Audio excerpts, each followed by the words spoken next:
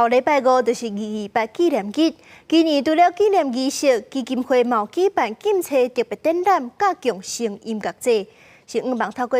丰富的活动，会当让更较侪少年人来了解228。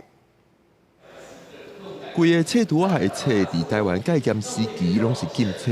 就连作家金庸的武侠小说嘛，互政府禁。过来228就要到228国家纪念馆办禁册展览，互民众了解自由的珍贵。除了展览，今年是228事件78周年，嘛会举办共声音乐节，要用多元方式，互少年人了解228。每一届的共声音乐节，我们都致力于提供社会228事件的多样面貌，利用当代青年与事件之间的距离，为228发出属于当代的声响。228事件纪念基金会表示，今年除了有纪念仪式，还有展览、音乐节、艺术表演等等，希望透过多元行动促进社会和解。针对目前的转型正义进度，基金会也建议政府甲民间会当斗阵为透过研究继续找找受难者，针对加害者的行为加做社会沟通，两方面来加速推行，让大家了解为什么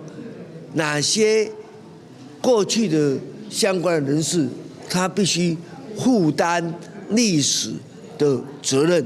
我觉得这是最重要的。也只有汲取这样的历史的教训，我们才能避免事件的重演。那台湾也能在自由、民主、人权的基础上来建构我们共同的未来。为了进一步厘清228事件的历史真相，基金会也做研究，因讲会伫未来公布228事件当中可能互人闹交的受害者名单。基金会希望透过系列活动，还有事件研究，互更较侪人知影228。